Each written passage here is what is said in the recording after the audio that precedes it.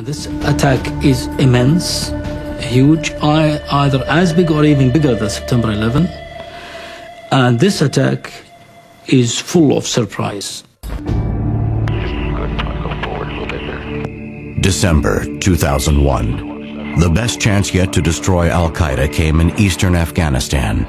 U.S. Special Forces trying to locate Osama bin Laden found hundreds, perhaps thousands of al-Qaeda fighters in a cave complex called Tora Bora. Clear your position now. Just good.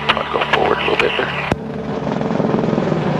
U.S. commanders relied on Afghan troops on the ground to mop up retreating al-Qaeda. But the high mountain passes allowed members of al-Qaeda to slip away. It was an operation on the fly.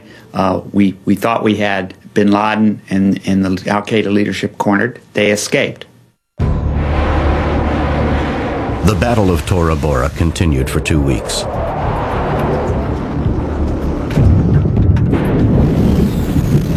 U.S. investigators say that bin Laden was wounded during the furious assault. The forces of local Afghan warlords combed the mountains looking for al-Qaeda. Bombs rained down from the air, shaking the mountains like earthquakes. But the strategy ultimately failed. There was a lot of firepower that was used, but not enough attention was paid to the escape routes in the back of Tora Bora that connected Tora Bora to Pakistan. Only 23 al-Qaeda fighters were taken prisoner. Although the exact number of al-Qaeda fighters killed during the battle is unknown, many of bin Laden's commanders and foot soldiers managed to escape. Tora Bora, obviously, that was a missed opportunity. Both the coalition could have done more, the local Afghan groups could have had better coordination with the others, and the Pakistani security forces could have also done a better job of preventing them from entering or at least apprehending them. A setback for President Bush's war on terrorism. 3 months before the Tora Bora battle, the president had called for the capture of Osama bin Laden and his lieutenants, dead or alive. Yet, by the beginning of 2002, his personal checklist of most wanted terrorists was showing meager results. In all, 16 of the 22 were still at large, including bin Laden. The manhunt for al-Qaeda's leaders would now have to be worldwide. In his first television interview, the president's ambassador for counterterrorism describes the campaign. We're after them from, the North Pole to the South Pole. There's no place to go, no place to run. We're going to get you. The question is, how long is it going to take? And in that is the potential problem. We are going to get them. But between now and then, they've got some life left in them. Since 9/11, as many as 3,000 terrorist suspects have been rounded up, from Europe to Asia. But counterterrorism experts worry that new leaders will emerge. Is there new leaders? Probably so. You have new leaders all the time coming in and out of most terrorist organizations. The most spectacular catch so far, Khalid Sheikh Mohammed, the man who planned the attacks on Washington and New York, arrested in March 2003 in this house in Rawalpindi, Pakistan. Yet even his capture does not put al-Qaeda out of business. Fine, kill him. It's just, it's going to be somebody else that's going to step up. As long as you have these underlying causes for terrorism, you're going to find more and more of these people. And they may be more and more adept than the previous generations. Al-Qaeda, which means the base in Arabic, has lost its base in Afghanistan, as well as its training camps. But today, Al-Qaeda has morphed into something that is at once less centralized and more spread out. It has spawned franchise operations from Spain to Singapore. And Al-Qaeda itself is fast evolving from an organization into an ideology that is fanning anti-Western hatred across the Muslim world. Even if bin Laden is no longer with us or is captured or whatever, that's not going to stop this problem. سيلي أموركم بعدي رجال.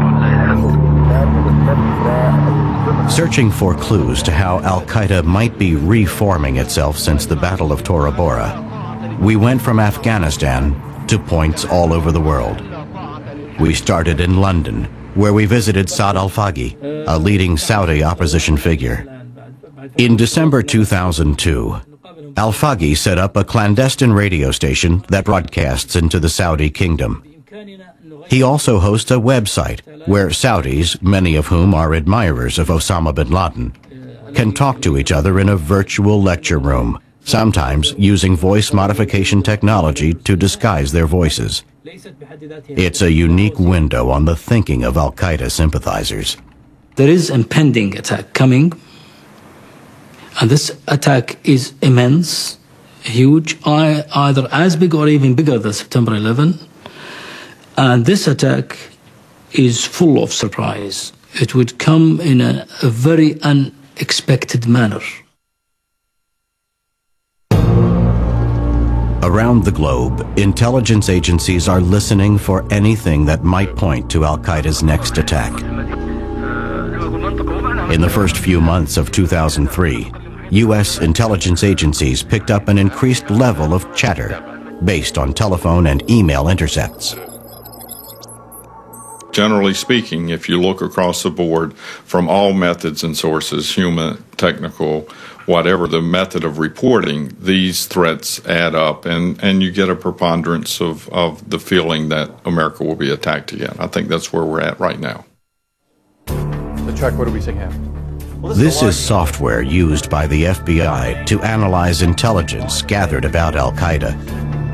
The company that developed the software gave us a demonstration. Thousands of records that have been brought in. But you're talking about a vast amount of data, and absolutely, you're looking for needles in haystacks. Absolutely, connecting the dots. And as we can see, and as we've seen recently, investigators in counterterrorism investigations have volumes of information that they have to deal with from several different types of data sources. How exactly is this working? Well, I have some examples here that I'd like to show you. Sure. The software is used to search for patterns that might move the investigation forward. Sure, as I see an icon for Osama.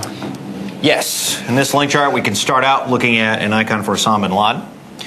And this is actually connected to his record right in the database. But more importantly, if we want to see who he's connected to, and this shows all the relationships that he has directly in this database. These are all people that actually know him? Yes, or know him or have some involvement in him, with him, or some type of events. Why specifically would law enforcement use this for Al-Qaeda? Well, they'd be using it because they have a volume of sources where they're getting information from, whether it's computer records, telephone records, photographs, video surveillance, any type of information that they want to enter into the application. Much of the information that investigators are looking at indicates that the Afghan-Pakistan border region is where Al-Qaeda is regrouping.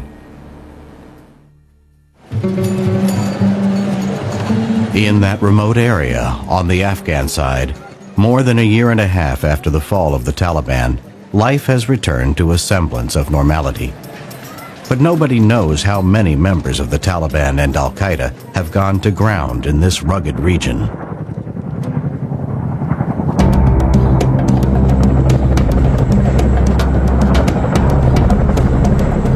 Outside the former Taliban stronghold of Kandahar, U.S. forces mount search and destroy missions in the mountains.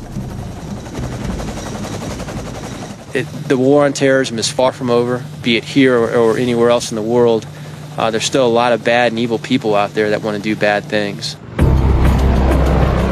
Soldiers from the 82nd Airborne find a cave complex believed to be used by Al-Qaeda. We have 3 caves to the northwest of our location. We want to know if you can fly over and check out for any enemy activity. Over.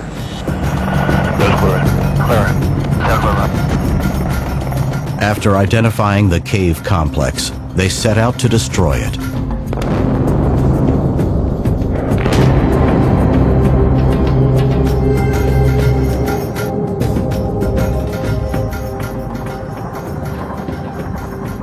Blowing up caves does little to actually catch Al-Qaeda, since so many have slipped through the mountains into Pakistan.